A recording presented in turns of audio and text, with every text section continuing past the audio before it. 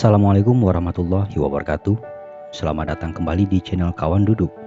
Sahabat horor, di tayangan kali ini kami akan menceritakan sebuah pengalaman yang tidak biasa yang dialami oleh seorang anggota TNI Angkatan Darat bernama Selvanus.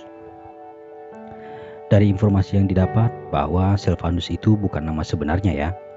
Nah, cerita yang tidak masuk akal ini dialami oleh Selvanus diceritakan kembali dalam buku Kopassus untuk Indonesia yang ditulis oleh Iwan Sentosa dan E.A. Natanegara.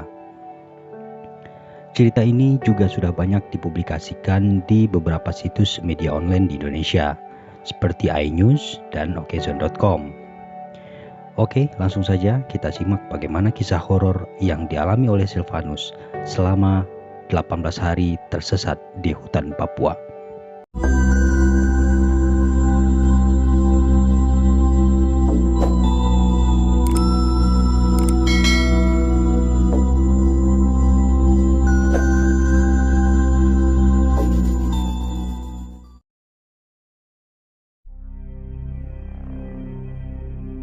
Seorang prajurit dari satuan elit TNI Angkatan Darat menceritakan pengalaman mistisnya saat bertugas di Papua.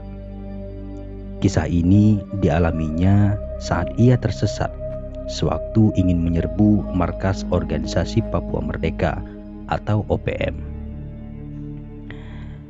Kisah tak masuk akal ini dialami oleh seorang prajurit Kopassus bernama Selvanus. Selvanus yang berhasil selamat dari hutan angker di Papua itu mengisahkan kembali pengalamannya selama dia tersesat di dalam hutan, yang setiap malam dia ditemani oleh 3 makhluk halus. Pengalaman ini bermula saat dia ditugaskan sebagai danpos di Timika. Lokasinya sangat rawan karena keberadaan pentolan OPM yang sewaktu-waktu bisa saja mengendus keberadaan mereka. Selvanus dan rekan-rekannya kemudian diberikan tugas untuk menggerebek markas OPM tersebut. Namun, untuk menuju ke lokasi itu, dia bersama tim harus menempuh perjalanan 6 hari dengan berjalan kaki. Berangkatlah mereka menyusuri hutan Papua yang lebat. Hari pertama, kedua, ketiga, dan keempat, tidak ada masalah berarti yang menghambat perjalanan mereka. Sampai pada hari kelima, mereka bertemu sebuah sungai dengan arus yang sangat deras. Tim pun memutuskan untuk menyeberang dengan menggunakan tali. Kebetulan Selvanus memang jago renang.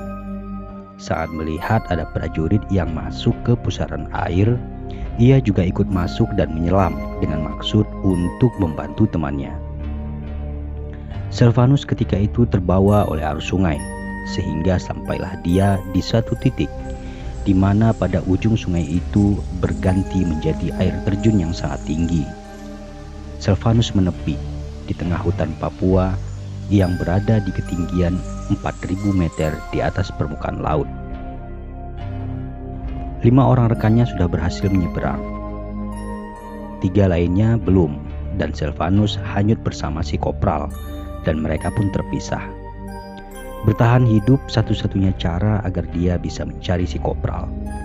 Anehnya, saat ia mencari prajurit tersebut, Selvanus tidak dapat kembali pulang. Hingga dia pun menyadari bahwa sebenarnya dia tersesat di dalam hutan belantara di wilayah Mimika, Papua. Dalam pikiran Selvanus hanya satu, dia harus mencari arah ke Timika untuk melapor ke komandan dan melanjutkan pencarian anak buahnya yang hilang. Hari kelima itu pun dia lalui dengan sangat berat, terus berjalan di tengah hutan sambil menerka-nerka arah tanpa menggunakan peralatan apapun. Di hari ke-6, Selvanus sudah berada di ambang sadar. Semua perlengkapan termasuk sepatunya hanyut di bawah arus sungai yang sangat deras. Selvanus kemudian melihat alam lain di hari ke-6 perjalanannya itu. Dia ditemani oleh 3 orang saat malam hari, dan itu terjadi hampir di setiap malam. Ketika itu dia mengira kalau dia tengah berhalusinasi, namun anehnya Silvanus masih bisa berjalan. Saat siang hari, kawan yang menemaninya itu pergi. Namun, di saat senja menjelma, kawan itu kembali datang. Mereka bercengkerama, bahkan saling berbagi rokok. Saat terbangun pagi, sosok yang menemaninya itu kembali menghilang. Bahkan, sampai di hari ke-11, Silvanus berhasil menyeberangi sungai dengan lebar 200 meter sebelum tiba di Timika. Silvanus diketahui telah menghilang di hutan Papua selama 18 hari. Dia akhirnya ditemukan oleh warga di Timika dengan kondisi yang selamat. Warga menemukannya dengan keadaan memprihatinkan. Fisiknya sangat kurus, hanya tulang dibalut kulit. Matanya saat itu terus berputar-putar liar. Telapak kakinya bengkak akibat tertancap potongan kayu. Namun ketika itu rasa sakit sudah tidak dia rasakan.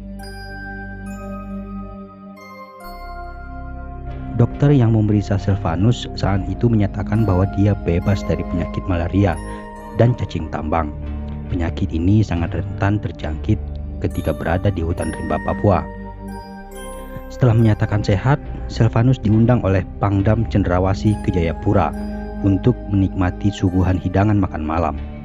Ketika itu, Silvanus pun makan tidak sewajarnya manusia pada umumnya. Dia memakan semua hidangan itu dengan lahap. Bahkan satu meja hanya dihabiskan oleh Silvanus sendiri. Bahkan saat itu, dia sudah bertekad untuk tidak balas dendam karena sekian lama kelaparan. Ternyata nafsu makan yang begitu besar karena ada 3 sosok makhluk gaib yang menempel pada Silvanus. Makhluk gaib itu diyakini adalah sosok yang selalu menemani Silvanus selama dia tersesat di dalam hutan. Saya makan banyak begitu bukan karena balas dendam, tapi rupanya ada yang ikut. Tiba-tiba saya ingat bahwa saya selama di hutan memang selalu ditemani 3 orang. Kalau matahari sudah terbenam, satu memijiti kaki saya, satu lagi memijiti pundak, dan satu lagi berbagi rokok dengan saya. Alamnya sudah lain.